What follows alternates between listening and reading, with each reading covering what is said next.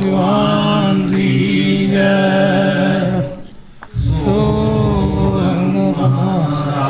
शेर सिंह विष्णु भगवान दी जय। सो महाराज शेर सिंह विष्णु भगवान दी जय। हर संगत जी ਆਪਾਂ ਜਮਾਂਦਾਰ ਸਾਹਿਬ ਦੇ ਪਿੰਡ ਆਏ ਹਾਂ। ਜਮਾਂਦਾਰ ਸਾਹਿਬ ਬਹੁਤ ਵੱਡੀ ਹਸਤੀ ਸਨ। ਆਪਾਂ ਨੂੰ ਉਹਨਾਂ ਦੀ ਵੀ ਗੱਲ ਕਰਨੀ ਚਾਹੀਦੀ ਹੈ। ਜੇ ਮੈਂ ਗੱਲ ਨਾ ਭੁੱਲਦਾ ਹੋਵਾਂ, ਹੋ ਸਕਦਾ ਕੁਛ ਅੱਖਰ ਅੱਗੇ ਪਿੱਛੇ ਹੋ ਜਾਣ। ਜਮਾਂਦਾਰ ਸਾਹਿਬ ਇੱਕ ਵਾਰ ਦਿੱਲੀ ਆਏ ਸਨ ਅਤੇ ਇਸ ਤਰ੍ਹਾਂ ਬੈਠਿਆਂ ਬਚਨ ਹੋ ਰਹੇ ਸੀ। ਜੋ ਕੁਛ ਗੱਲਾਂ ਦੱਸੀਆਂ ਉਹਨਾਂ ਨੇ, ਉਹਨਾਂ ਦੇ ਪਿਛਲੇ ਜਾਮੇ ਦੀ ਗੱਲ ਦੱਸੀ। ਉਹਨਾਂ ਦਾ ਇੱਕ ਬੇਟਾ ਸੀ, ਪਹਿਲਾਂ ਠੀਕ ਸੀ ਦੱਸਦੇ ਹਨ, ਬਾਅਦ 'ਚੋਂ ਬਿਮਾਰ ਹੋ ਗਿਆ। ਉਹਦਾ ਨਾਮ ਸ਼ਾਇਦ ਕੁਲਵੰਤ ਸਿੰਘ ਸੀ। ਕੁਲਵੰਤ ਸਿੰਘ ਬਿਮਾਰ ਹੋ ਗਿਆ, ਲੱਤਾਂ 'ਚ ਦਿੱਕਤ ਹੋ ਗਈ। ਜਮਾਂਦਾਰ ਸਾਹਿਬ ਉਹਨਾਂ ਨੂੰ ਕੰਧਿਆਂ 'ਤੇ ਲੈ ਕੇ ਆਉਂਦੇ ਜਾਂਦੇ ਸਨ। ਇੱਕ ਵਾਰ ਇੱਕ ਜੰਮੂ ਦਾ ਪ੍ਰੋਗਰਾਮ ਸੀ। ਸਾਹਿਬਾ ਨੇ ਆਖਿਆ ਉਸ ਪ੍ਰੋਗਰਾਮ 'ਤੇ ਉਹੀ ਜਾਏ ਜਿਸ ਨੇ ਪੂਰਾ ਪ੍ਰੋਗਰਾਮ ਦੇਖਣਾ ਹੈ। ਜਮਾਂਦਾਰ ਸਾਹਿਬ ਵੀ ਉਸ ਪ੍ਰੋਗਰਾਮ 'ਤੇ ਗਏ। ਪਿੱਛੋਂ ਦੀ ਉਹਨਾਂ ਦੇ ਬੇਟੇ ਦੀ ਮ੍ਰਿਤੂ ਹੋ ਗਈ।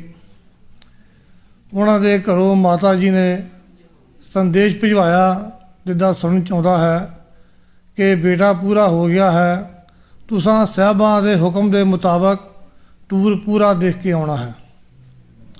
ਸੰਸਕਾਰ ਹੋ ਜਾਏਗਾ।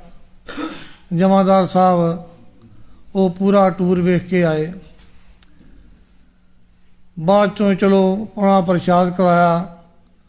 ਉਹ ਜੋ ਬੇਟਾ ਸੀ ਉਹਨਾਂ ਦੇ ਬਾਰੇ ਕੋਈ ਲੇਖ ਆਇਆ। ਦੱਸਿਆ ਮਹਾਰਾਜ ਨੇ, ਜਿਸ ਵੇਲੇ ਭਾਈ ਲਾਲੋ ਦਾ ਸਮਾਂ ਸੀ, ਜੋ ਜਮਾਂਦਾਰ ਸਾਹਿਬ ਦਾ ਕਿਸ਼ਨ ਸਿੰਘ ਹੋਰੀ ਹਨ, ਜੋ ਉਹਨਾਂ ਦਾ ਪੂਰਬਲਾ ਜਨਮ ਸੀ। ਉਹਨਾਂ ਦਾ ਇੱਕ ਸਾਥੀ ਕੋਈ ਮੁਸਲਮਾਨ ਸੀ, ਦੋਸਤ ਮਿੱਤਰ ਸੀ। ਉਹਨਾਂ ਨੂੰ ਭਾਈ ਲਾਲੋ ਜੀ ਕਹਿਣ ਲੱਗੇ, ਜੋ ਇਸ ਵੇਲੇ ਵਕਤ ਦਾ ਮਾਲਕ ਹੈ, ਉਹਨਾਂ ਨੇ ਮੇਰੇ ਘਰ ਚਰਨ ਪਾਉਣੇ ਹਨ। ਤੂੰ ਵੀ ਗੁਰੂ ਘਰ ਦਾ ਪ੍ਰੇਮੀ ਹੈ, ਜੇ ਤੇਰੀ ਕੋਈ ਸ਼ੰਕਾ ਹੋਵੇ ਤੇ ਆ ਕੇ ਪੁੱਛ ਸਕਦਾ ਹੈ, ਦੂਰ ਕਰ ਸਕਦਾ ਹੈ। ਅਤੇ ਜਿਸ ਵੇਲੇ ਗੁਰੂ ਨਾਨਕ ਦੇਵ ਜੀ ਭਾਈ ਲਾਲੋ ਦੇ ਗ੍ਰਹਿ ਆਏ, ਉਹਨਾਂ ਸੰਦੇਸ਼ਾ ਭੇਜਿਆ ਉਸ ਮੁਸਲਮਾਨ ਨੂੰ। ਮੁਸਲਮਾਨ ਆਇਆ। ਗੁਰੂ ਨਾਨਕ ਦੇਵ ਜੀ ਪਲੰਘ ਉੱਪਰ ਬੈਠੇ ਹੋਏ ਸਨ। ਭਾਈ ਲਾਲੋ ਜੀ ਥੱਲੇ ਉਹਨਾਂ ਦੇ ਚਰਨਾਂ 'ਚ ਬੈਠੇ ਸਨ। ਮੁਸਲਮਾਨ ਆ ਕੇ ਆਇਆ ਅਤੇ ਆ ਕੇ ਉਹ ਗੁਰੂ ਨਾਨਕ ਦੇਵ ਜੀ ਦੇ ਬਰਾਬਰ ਅੱਗੇ ਹੋ ਕੇ ਨਾਲ ਬਹਿਣ ਲੱਗਾ ਉਸ ਦੇ ਪਲੰਘ ਦੇ ਉੱਪਰ।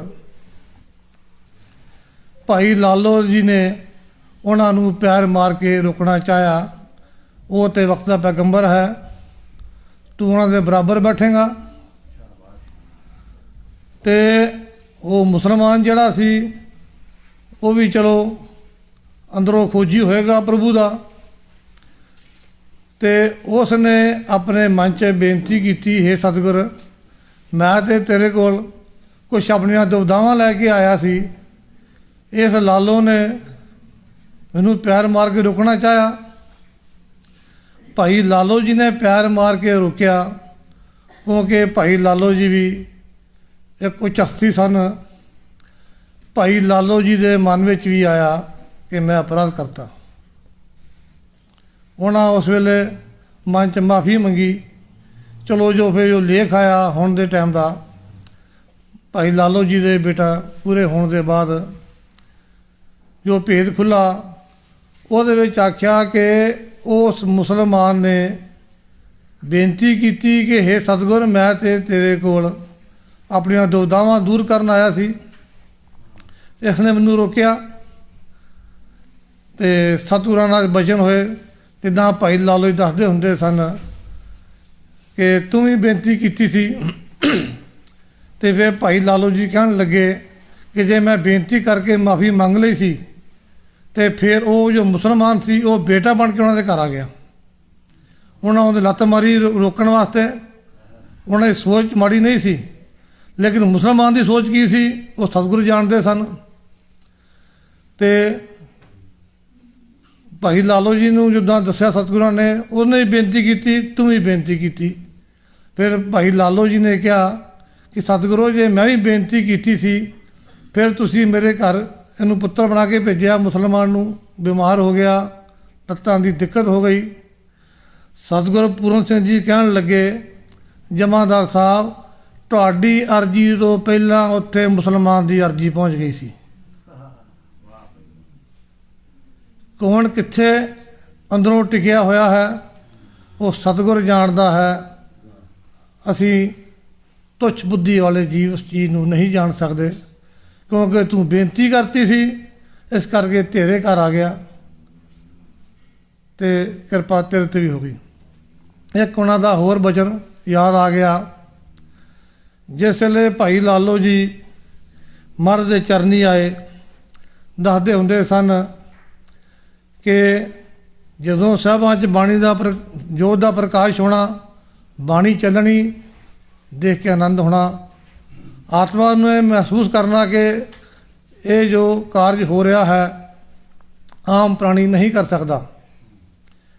पर एक पंज तत्त शरीर परमात्मा किद्दां हो सकता है, इस दुविधा के सवाल उन्होंने मन में चलते रहते सन।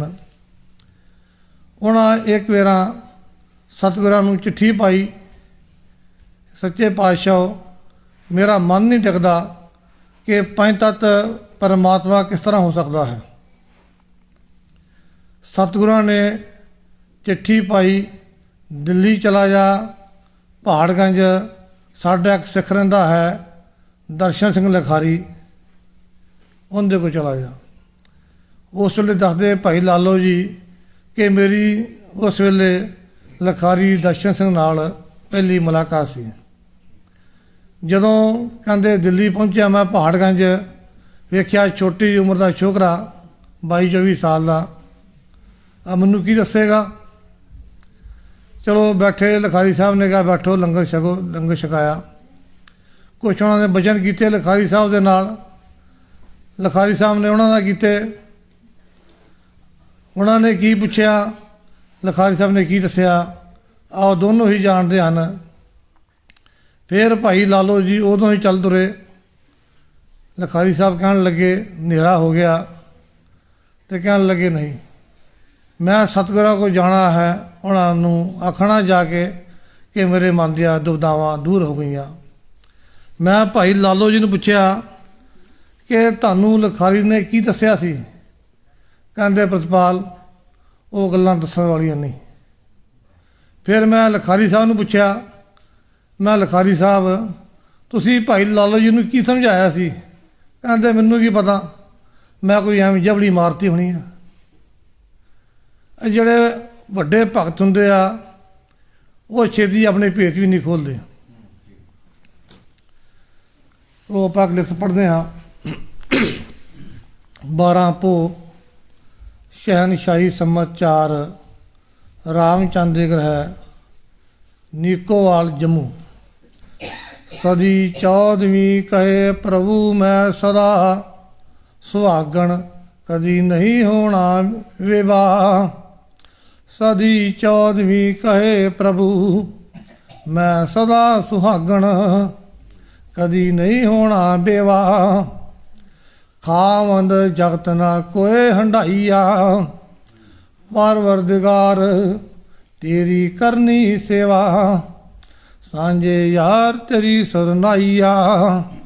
जो सदी 14वीं का समा है वो भी परमात्मा नूं कह रहा है कि हे परमात्मा मेरी निष्ठा तेरे उत्ते ही रहे, ਮੇਰੀ ਨਿਸ਼ਠਾ ਕਿਸੇ ਹੋਰ ਤੇ ਨਾ ਜਾਵੇ।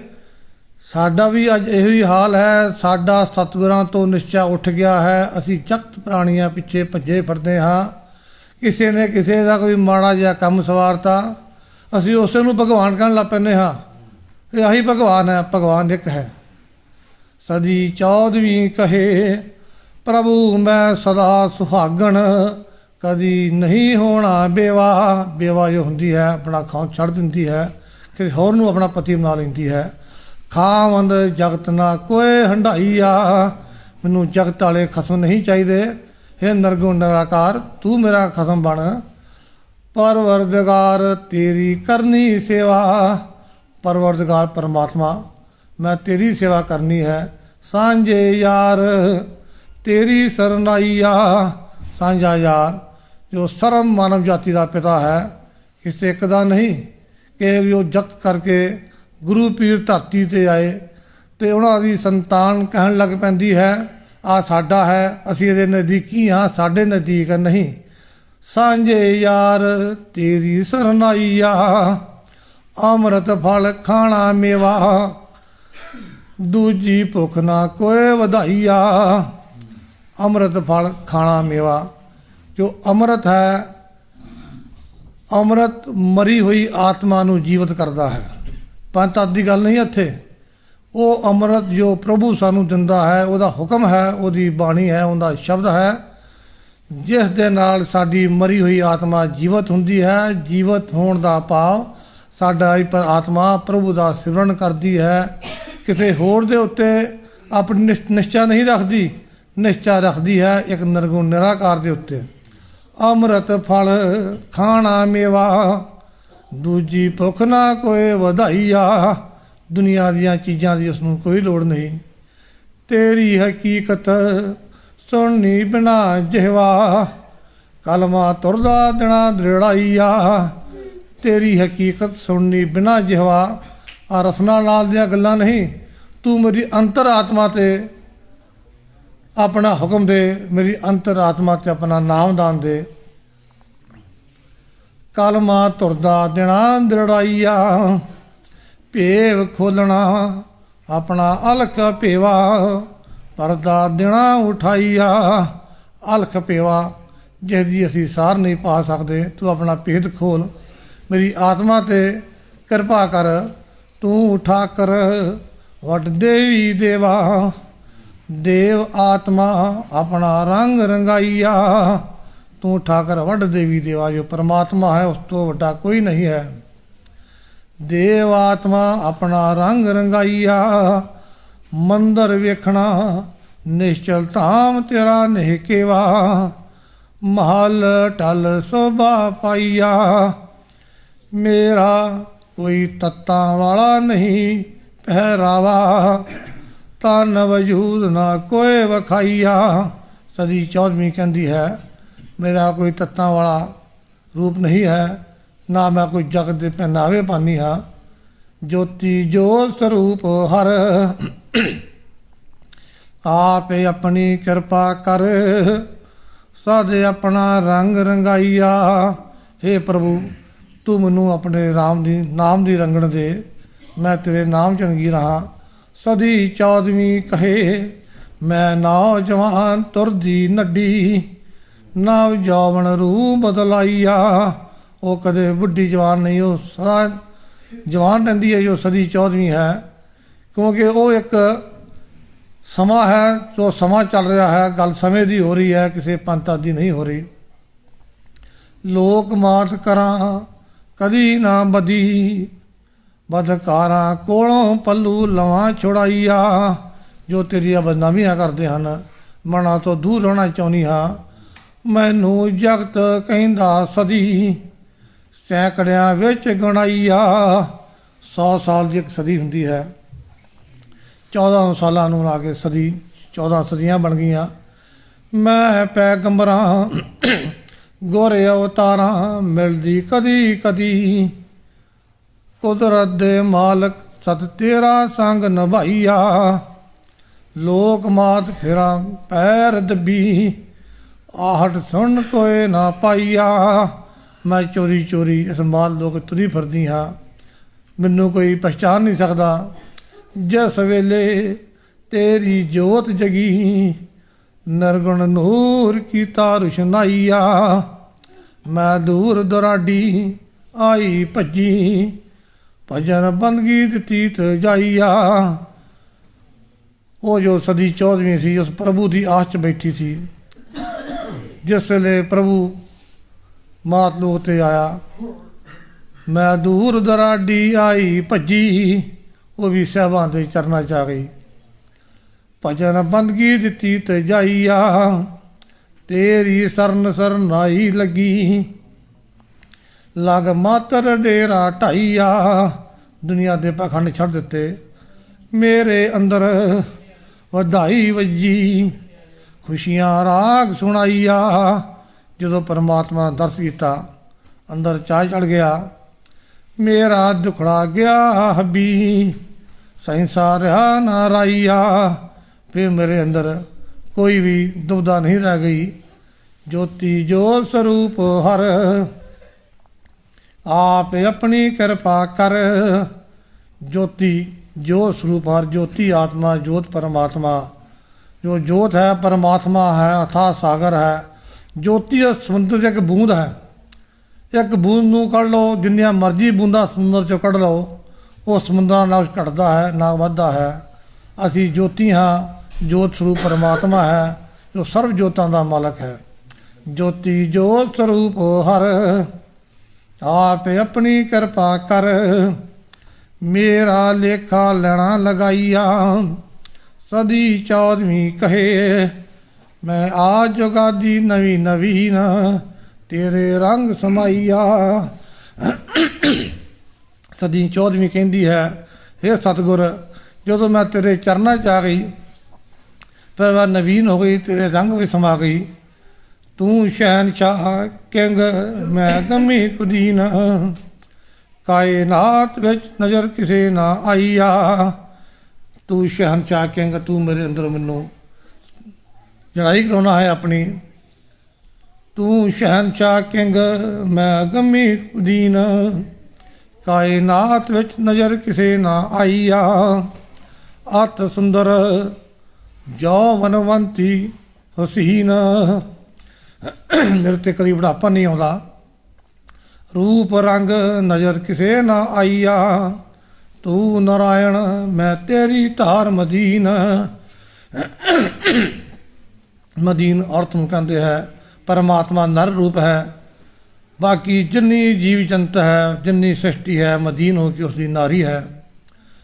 ਮੁੱਦਤ ਤੋਂ ਵਿਛੜੀ ਦਿਆਂ ਦੁਹਾਈਆ, ਸਾਇਦਿਆਂ ਵਿੱਚ ਕਾਂ ਆਮੀਨ। ਨਿਉ ਨੋ ਲਾਗਾ ਪਾਈਆ। ਮੈਂ ਜੋ ਮੁੱਦਤ ਤੋਂ ਵਿਛੜੀ ਹੋਈ ਸੀ, ਸਾਹਿਬ ਤੂੰ ਆ ਗਿਆ, ਤੂੰ ਮੇਰੇ 'ਤੇ ਮਿਹਰ ਕੀਤੀ।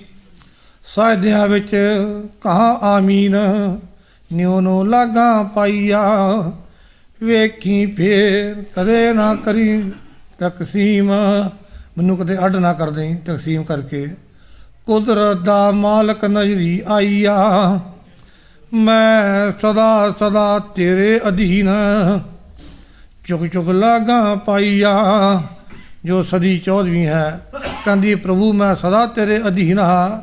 ਕਿਆ ਕਦੀ ਅਸੀਂ ਇਹ ਗੱਲ ਸੋਚੀ ਹੈ ਕਿ ਸਾਹਿਬ ਅਸੀਂ ਤੇਰੇ ਅਧੀਨ ਹਾਂ, ਅਸੀਂ ਕਿਸੇ ਹੋਰ ਦੇ ਅਧੀਨ ਨਹੀਂ ਹੋਣਾ? ਲੇਕਿਨ ਨਹੀਂ, ਅਸੀਂ ਦੁਨੀਆ ਦੇ ਅਧੀਨ ਹੋਏ ਫਿਰਦੇ ਹਾਂ। ਕਿਸੇ ਕੋਈ ਮਾੜਾ ਜਿਹਾ ਗੁਣ ਦੇਖਿਆ, ਉਹ ਪ੍ਰਭੂ ਹੈ, ਪਰਮੇਸ਼ਰ ਹੈ, ਸਤਿਗੁਰ ਹੈ। ਸਤਿਗੁਰ ਉਹ ਹੈ ਜਿਸ ਦੇ ਅੰਦਰ ਸ਼ਬਦ ਦੀ ਧਾਰ ਆਉਂਦੀ ਹੈ। ਗੁਰੂ ਗੋਬਿੰਦ ਸਿੰਘ ਹੋਰੀ ਸੀ, ਉਹਨਾਂ ਨੂੰ ਜਿਸ ਵੇਲੇ ਧੀਰ ਮਲੀਆਂ ਨੇ ਗ੍ਰੰਥ ਦੇਣ ਤੋਂ ਮਨਾ ਕਰਤਾ, ਇਹ ਕਹਿੰਦੇ ਗੁਰੂ ਹੈ ਤੇ ਆਪਣਾ ਲਿਖਾ ਲਾ। ਗੁਰੂ ਗੋਬਿੰਦ ਸਿੰਘ ਹੋਰਾਂ ਨੇ ਦੁਆਰਾ ਰਚਨਾ ਕਰ ਦਿੱਤੀ, ਹੂ ਬਹੂ ਲਿਖਵਾ ਦਿੱਤਾ। ਸਤਿਗੁਰ ਦੀ ਨਿਸ਼ਾਨੀ ਹੁੰਦੀ ਹੈ ਜਿਹਦੇ ਅੰਦਰ ਸ਼ਬਦ ਆਉਂਦਾ ਹੈ। ਮੈਂ ਸਦਾ ਸਦਾ ਤੇਰੇ ਅਧੀਨ, ਚੁੱਕ ਚੁੱਕ ਲਾਗਾ ਪਾਈਆ। ਖਿਦਮਤ ਕਰਾਂ ਬਣ ਮਸਕੀਨ, ਮੈਂ ਨਿਮਾਣੀ ਹੋ ਕੇ ਤੇਰੀ ਸੇਵਾ ਕਰਦੀ ਹਾਂ। ਖਾਦਮ ਹੋ ਕੇ ਸੇਵ ਕਮਾਈਆ। ਕਿਰਪਾ ਕਰ ਕਰ ਯੁਗ ਅੰਤਮ ਕਰ ਤਰਮੀਮ। ਸਤ ਯੁਗ ਸੱਚ ਰਾਹ ਵਖਾਈਆ। ਬੇਸ਼ੱਕ ਤੇਰਾ ਮਾਰਗ ਬੜਾ ਮਹੀਨ। ਉਸ ਪ੍ਰਭੂ ਦੇ ਮਾਰਗ 'ਤੇ ਚੱਲਣਾ ਬੜਾ ਔਖਾ ਹੈ। ਔਖਾ ਤਾਂ ਹੈ ਕਿ ਸਾਨੂੰ ਜੋ ਜਗਤ ਦੀ ਲੋਕ ਲੱਜਾ ਹੈ ਉਹ ਨਹੀਂ ਛੱਡਦੀ, ਸਾਨੂੰ ਜਗਤ ਦਾ ਮੋਹ ਨਹੀਂ ਛੱਡਦਾ, ਇਸ ਕਰਕੇ ਉਹਦਾ ਮਾਰਗ ਮਹੀਨ ਹੈ। ਜੇ ਅਸੀਂ ਜਗਤ ਦਾ ਮੋਹ ਛੱਡ ਦਈਏ ਤਾਂ ਫਿਰ ਉਹ ਜੋ ਮਹੀਨਪਨ ਹੈ ਉਹ ਵੀ ਖਤਮ ਹੋ ਜਾਂਦਾ ਹੈ, ਨਿਸ਼ੰਗ ਹੋਣਾ ਪੈਂਦਾ ਹੈ। ਕਬੀਰ ਸੀ ਨਿਸ਼ੰਗ ਹੋ ਗਿਆ। ਪੰਡਤਾਂ ਨੇ ਬੜਾ ਕੁਛ ਆਖਿਆ ਕਬੀਰ ਜੀ ਨੂੰ, ਲੇਕਿਨ ਕਬੀਰ ਜੀ ਉਸ ਪ੍ਰਭੂ ਦੇ ਦੀਵਾਨੇ ਸੀ, ਉਸ ਦਾ ਗੁਣ ਗਾਉਂਦੇ ਰਹੇ। ਜਿਸ ਵੇਲੇ ਸਾਡੀ ਸੁਰਤੀ ਸਤਿਗੁਰ ਨਾਲ ਲੀਨ ਹੋਈ ਰਹਿੰਦੀ ਹੈ ਅਤੇ ਕਬੀਰ ਜੀ ਦੀ ਸੁਰਤੀ ਹਮੇਸ਼ਾ ਲੀਨ ਰਹਿੰਦੀ ਸੀ, ਉਸ ਦਾ ਸਿਮਰਨ ਕਰਦੇ ਰਹਿੰਦੇ ਸੀ। ਉਹ ਇੱਕ ਜੁਲਾਹੇ ਦਾ ਪੇਸ਼ਾ ਕਰਦੇ ਸਨ। ਜੁਲਾਹਾ ਜਿਸ ਵੇਲੇ ਖੱਡੀ ਦੇ ਕੱਪੜਾ ਬੁਣਦਾ ਹੈ, ਕੁਝ ਧਾਗੇ ਦੀਆਂ ਤੰਦਾਂ ਥੱਲੇ ਹੁੰਦੀਆਂ ਹਨ, ਅੱਧੀਆਂ ਉੱਪਰ ਜਾਂਦੀਆਂ ਹਨ, ਉਹਦੇ ਵਿੱਚੋਂ ਧਾਗਾ ਕ੍ਰੋਸ ਹੁੰਦਾ ਹੈ, ਉਹ ਫਿਰ ਥੱਲੋਂ ਫੱਟੀ ਦੱਬਦਾ ਹੈ, ਥੱਲੇ ਵਾਲੇ ਤੰਦ ਉੱਪਰ ਤੋਂ ਉੱਪਰ ਥੱਲੇ ਆ ਜਾਂਦੇ ਹਨ। ਉਹਦੇ ਵਿੱਚ ਇੱਕ ਫੁੱਟਬਾਲ ਲੰਬੀ ਲੱਕੜ ਦਾ ਪਾਰਟ ਹੁੰਦਾ ਹੈ ਜਿਹਨੂੰ ਉਹ ਕਿਸ਼ਤੀ ਆਖਦੇ ਹਨ। ਉਹਦੇ ਵਿੱਚ ਇੱਕ ਵੱਡੀ ਜਿਹੀ ਰੀਲ ਪਾਈ ਹੁੰਦੀ ਹੈ, ਜਿਸ ਦੇ ਵਿੱਚ ਧਾਗਾ ਹੁੰਦਾ ਹੈ। ਉਹ ਕਿਸ਼ਤੀ ਦੇ ਸੁਰਾਖ 'ਚੋਂ ਧਾਗਾ ਕੱਢ ਕੇ ਬੰਨ੍ਹਿਆ ਹੁੰਦਾ ਹੈ। ਜਦੋਂ ਕਿਸ਼ਤੀ ਚੱਲਦੀ ਹੈ ਅਤੇ ਧਾਗਾ 'ਚੋਂ ਕ੍ਰੋਸ ਕਰਦਾ ਰਹਿੰਦਾ ਹੈ। ਕਬੀਰ ਜੀ ਕਹਿੰਦੇ ਹਨ, ਜਿਸ ਵੇਲੇ ਉਹ ਮੈਂ ਸੁਰਾਖ 'ਚੋਂ ਧਾਗਾ ਪਾ ਕੇ ਫੂਕ ਅੰਦਰ ਨੂੰ ਖਿੱਚ ਕੇ ਸਾਹ ਅੰਦਰ ਨੂੰ ਲੈ ਕੇ ਧਾਗਾ ਬਾਹਰ ਖਿੱਚਦਾ ਹਾਂ, ਮੈਨੂੰ ਬੜਾ ਦੁੱਖ ਹੁੰਦਾ ਹੈ। ਉਸ ਵੇਲੇ ਮੇਰਾ ਇੱਕ ਸਵਾਸ ਜਾਈ ਚਲਾ ਜਾਂਦਾ ਹੈ। ਅਸੀਂ ਦੇਖੀਏ ਅਸੀਂ ਕਿੰਨਾ ਕੁ ਸਿਮਰਦੇ ਹਾਂ ਪਰਮਾਤਮਾ ਨੂੰ। ਪਿੱਛੇ ਗੁਰੂ ਪੀਰ ਆਏ, ਕਰੋੜਾਂ ਅਰਬਾਂ ਖਰਬਾਂ ਦੁਨੀਆ ਆਈ, ਕੋਈ ਕਿਸੇ ਨੂੰ ਜਾਣਦਾ ਹੈ। ਚੰਦ ਭਗਤ ਹਨ ਜਿਹਨਾਂ ਨੂੰ ਲੋਕ ਜਾਣਦੇ ਹਨ। ਉਹਨਾਂ ਨੇ ਕਿਰਤ ਕੀਤੀ, ਕਿਰਤ ਕਰਕੇ ਨਾਲ ਉਹਦਾ ਸਿਮਰਨ ਕੀਤਾ ਅਤੇ ਸਾਨੂੰ ਵੀ ਉਹਦਾ ਸਿਮਰਨ ਕਰਨਾ ਪਏਗਾ। ਸੁਹੰਦਾ ਤੂੰ ਮੇਰਾ ਮੈਂ ਤੇਰਾ, ਇਸ ਤੂੰ ਮੇਰੇ ਮੈਂ ਤੇਰੇ ਕੋਈ ਪੰਜ ਤੱਤ ਨਹੀਂ ਹੈ। ਆਤਮਾ ਵੀ ਨਿਰਗੁਣ ਹੈ, ਪਰਮਾਤਮਾ ਵੀ ਨਿਰਗੁਣ ਹੈ। ਆਤਮਾ ਦਾ ਪਰਮਾਤਮਾ ਨਾਲ ਮਿਲਾਪ ਹੋਣਾ ਹੈ, ਕਿਸੇ ਪੰਜ ਤੱਤ ਦੀ ਕੋਈ ਗੱਲ ਨਹੀਂ ਹੈ।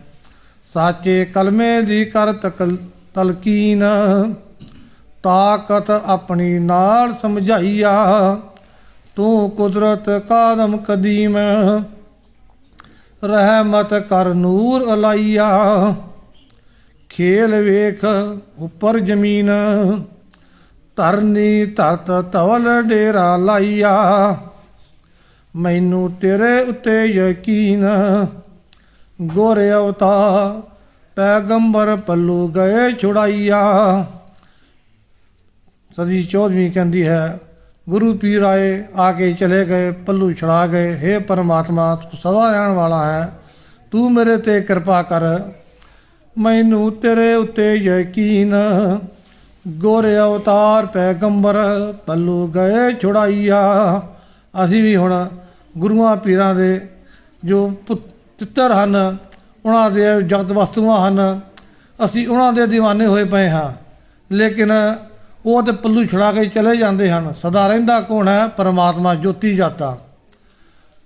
ਮੈਨੂੰ ਤੇਰੇ ਉੱਤੇ ਯਕੀਨ, ਗੋਰੇ ਅਵਤਾਰ ਪੈਗੰਬਰ ਪੱਲੂ ਗਏ ਛੁਡਾਈਆ, ਜੋਤੀ ਜੋਤ ਸਰੂਪ ਹਰ, ਆਪ ਆਪਣੀ ਕਿਰਪਾ ਕਰ, ਏਕਾ ਦੇਣਾ ਤੁਰਦਾ ਵਰ, ਨੇਹ ਕਲੰਕ ਨਾਰਾਇਣ ਨਰ, ਮਹਾਰਾਜ ਸ਼ੇਰ ਸਿੰਘ ਵਿਸ਼ਨੂੰ ਭਗਵਾਨ, ਤੁਰ ਦੀ ਤਾ ਦਸ ਨਵੀਨ, ਨਵ ਆਪਣਾ ਖੇਲ ਖਲਾਈਆ। ਜੋ ਧੁਰ ਦੀ ਧਾਰ ਹੈ ਉਹਦਾ ਦੱਸ, ਅਸੀਂ ਜੋ ਧੁਰ ਦੀ ਧਾਰ ਹੈ ਉਹਦੇ ਪਾਸ਼ਕ ਹੋਣਾ ਹੈ, ਜਗਤ ਵਸਤੂਆਂ ਦੇ ਪਾਸ਼ਕ ਨਹੀਂ ਹੋਣਾ ਹੈ। ਇੱਕ ਬਾਣੀ 'ਚ ਲੇਖ ਆਉਂਦਾ ਹੈ, ਜੋ ਬੰਦਾ ਜੜ ਦੀ ਪੂਜਾ ਕਰੇਗਾ ਮੁੜ ਮੁੜ ਜੜ ਬਣੇਗਾ, ਭਾਵ ਇਸ ਮਾਤ ਵਿੱਚ ਆਉਂਦਾ ਰਹੇਗਾ। ਸਾਡਾ ਨਿਸ਼ਾਨਾ ਕੀ ਹੈ? ਆਤਮਾ ਪਰਮਾਤਮਾ ਦਾ ਮਿਲਾਪ। ਆਤਮਾ ਪਰਮਾਤਮਾ ਦਾ ਮਿਲਾਪ ਜੋ ਇੱਕ ਬੂੰਦ ਹੈ ਸਮੁੰਦਰ 'ਚੋਂ ਕੱਢੀ, ਪਰਮਾਤਮਾ ਨੇ ਪੰਜ ਤੱਤ ਦਾ ਪੁਤਲਾ ਬਣਾ ਕੇ ਉਹਦੇ ਵਿੱਚ ਪਾਈ ਹੈ। ਉਹ ਬੂੰਦ ਦਾ ਮਿਲਾਪ ਸਮੁੰਦਰ ਵਿੱਚ ਹੋ ਜਾਵੇ, ਗੱਲ ਫਿਰ ਬਣਨੀ ਹੈ। ਜੇ ਕਿਸੇ ਕੀੜ ਪਤੰਗੇ ਜਾ ਗਈ ਬੂੰਦ ਜਾ ਵੜੀ ਅਤੇ ਉਹ ਮਿਲਾਪ ਨਹੀਂ ਹੈ, ਉਹ 84 ਹੈ। ਇਸ ਕਰਕੇ ਉਹਦੇ ਅੱਗੇ ਬੇਨਤੀ ਕਰਨੀ ਹੈ, ਧੁਰ ਦੀ ਧਾਰ ਦਸ ਨਵੀਨ, ਨਵ ਆਪਣਾ ਖੇਲ ਖਲਾਈਆ। ਇਹ ਪਰਮਾਤਮਾ ਤੂੰ ਸਾਨੂੰ ਆਪਣੀ रहमत दे थल्ले रख, अपना सिख बना के रख। ਉਹਦੇ ਚਰਨਾਂ 'ਚ ਬੇਨਤੀ ਆਹੀ ਕਰਨੀ ਹੈ, ਸਾਹਿਬ ਸੱਚੇ ਪਿਤਾ ਸਾਡੀ ਕੋਈ ਔਕਾਤ ਨਹੀਂ ਹੈ, ਅਸੀਂ ਆਪਣੀ ਵਡਿਆਈ ਨਾਲ ਕੁਛ ਨਹੀਂ ਕਰ ਸਕਦੇ, ਤੂੰ ਸਾਡੇ 'ਤੇ ਕਿਰਪਾ ਕਰ, ਸਾਡੇ ਕੋਈ ਜੋ ਅਪਰਾਧ ਹੋ ਗਏ ਬਖਸ਼ ਲੈ। ਹੇ ਪ੍ਰਭੂ ਤੂੰ ਕਿਰਪਾ ਕਰ, ਸਾਡੇ ਤੋਂ ਅੱਗੇ ਤੋਂ ਅਪਰਾਧ ਨਾ ਹੋਣ। ਅਸੀਂ ਆਪਣੀ ਜੇ ਚਤਰਾਈ 'ਚ ਆ ਗਏ ਕਿ ਅਸੀਂ ਨਹੀਂ ਕਰਾਂਗੇ, ਉੱਥੇ ਖਤਾ ਖਾ ਜਾਵਾਂਗੇ। ਉਹਦੇ ਅੱਗੇ ਬੇਨਤੀ ਕਰੋ, ਸਾਹਿਬ ਸੱਚੇ ਪਿਤਾ ਤੂੰ ਸਾਡੇ 'ਤੇ ਕਿਰਪਾ ਕਰ, ਸਾਡੀਆਂ ਭੁੱਲਾਂ ਬਖਸ਼ ਲਾ, ਸਾਡੇ 'ਤੇ ਕਿਰਪਾ ਕਰ, ਤੇ ਅੱਗੇ ਤੋਂ ਤੂੰ ਕਿਰਪਾ ਕਰਕੇ ਸਾਡੇ ਤੋਂ ਭੁੱਲਾਂ ਨਾ ਹੋਣ, ਤੇਰੇ ਸਿੱਖ ਬਣ ਕੇ ਰਹੀਏ। ਜਿੰਨੀਆਂ ਮਰਜ਼ੀ ਔਕੜਾਂ ਹੋਣ, ਸਾਡਾ ਤੇਰੇ ਤੋਂ ਯਕੀਨ ਨਾ ਟੁੱਟੇ।